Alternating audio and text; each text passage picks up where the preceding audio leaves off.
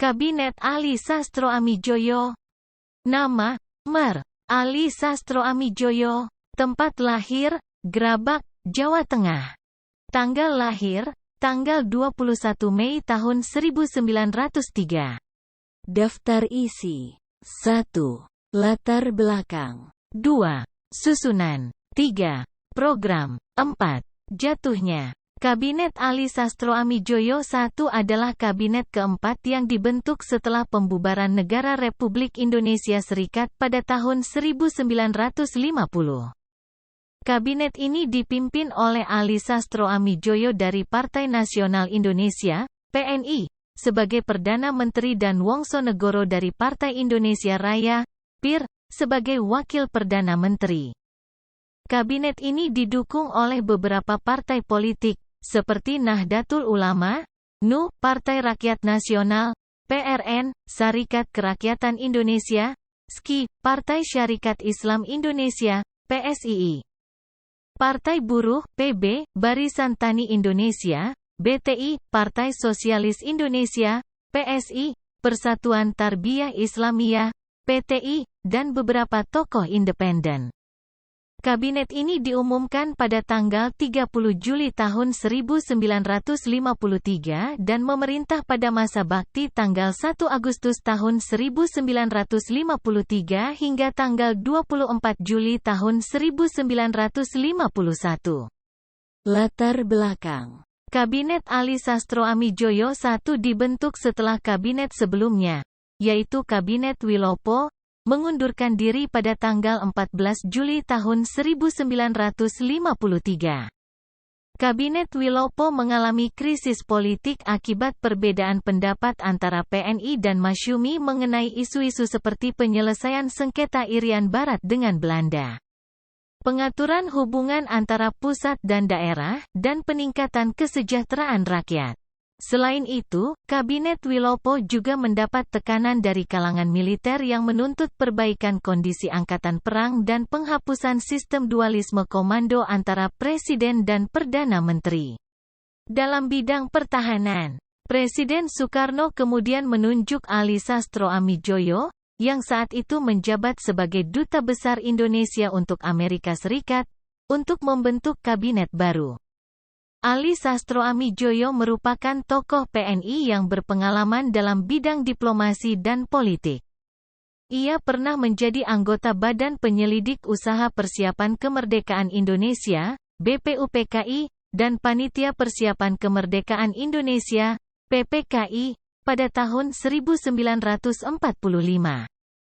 Ia juga pernah menjadi Menteri Luar Negeri dalam Kabinet Amir Syarifuddin II pada tahun 1948.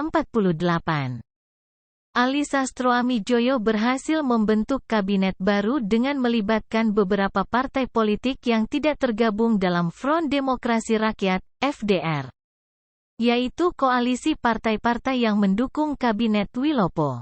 Tujuannya adalah untuk menciptakan keseimbangan kekuatan politik di parlemen dan menghindari konflik antara partai-partai besar.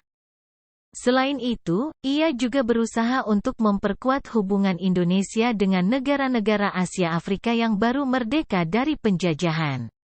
Susunan. Perdana Menteri, Ali Sastro Amijoyo. Wakil Perdana Menteri, Wongsonegoro, Zainul Arifin. Menteri Luar Negeri, R. Sunarjo. Menteri Dalam Negeri, Hazairin. Menteri Perekonomian, Iskak Cokrohadi Surjo. Menteri Keuangan, Ong Eng Dai. Menteri Pertahanan, Iwa Kusuma Sumantri. Menteri Kehakiman, Jody Gondokusumo. Menteri Penerangan, F.L. Tobing. Menteri Perhubungan, Abikusno Cokro Sujoso dan digantikan oleh Rooseno. Menteri Pekerjaan Umum, Rooseno dan digantikan oleh Muhammad Hasan. Menteri Pendidikan dan Kebudayaan, Muhammad Yamin. Menteri Perburuhan, SM Abidin. Menteri Pertanian, Sajarwo. Menteri Agama, Maskur. Menteri Kesehatan, FL Tobing dan Lai Kiateng, Muhammad Ali. Menteri Sosial, Panji Suroso. Menteri Negara Kesejahteraan Umum, Sudipjo. Menteri Negara Urusan Agraria, Muhammad Hanafiah. Program. Kabinet Ali Sastroamidjojo I memiliki beberapa program kerja yang bertujuan untuk meningkatkan kesejahteraan rakyat, memperkuat kedaulatan negara, dan menjalin kerjasama internasional. Berikut ini adalah beberapa program kerja kabinet ini. Menjalankan politik luar negeri yang bebas dan aktif serta menuju perdamaian dunia. Kabinet ini berhasil mengadakan Konferensi Asia Afrika di Bandung pada April tahun 1955, yang menghasilkan Dasar-Sila Bandung sebagai pedoman hubungan antara negara-negara baru merdeka. Kabinet ini juga berhasil menandatangani Perjanjian Persahabatan dengan Jepang pada Januari tahun 1955, yang mengakhiri perang antara kedua negara dan membuka kerjasama ekonomi. Mengubah hubungan Indonesia-Belanda atas dasar Unistatut menjadi hubungan internasional biasa. Kabinet ini menuntut agar Belanda menyerahkan Irian Barat kepada Indonesia sesuai dengan hasil konferensi meja bundar pada tahun 1949. Kabinet ini juga menolak rencana Belanda untuk membentuk negara Papua Barat yang dianggap sebagai bentuk neokolonialisme. Mengatur hubungan antara pusat dan daerah dengan memberikan otonomi yang luas kepada daerah-daerah. Kabinet ini mengeluarkan Undang-Undang Nomor 22 Tahun 1953 tentang pembentukan daerah-daerah tingkat 1 dan daerah-daerah tingkat 2 yang membagi Indonesia menjadi 10 provinsi dan 91 kabupaten kota. Kabinet ini juga mengeluarkan Undang-Undang Nomor 1 Tahun 1954 tentang pembentukan Daerah Istimewa Aceh yang memberikan hak-hak khusus kepada Aceh dalam bidang agama, adat, pendidikan, dan perekonomian. Meningkatkan kesejahteraan rakyat dengan melaksanakan program-program pembangunan ekonomi, sosial, dan budaya.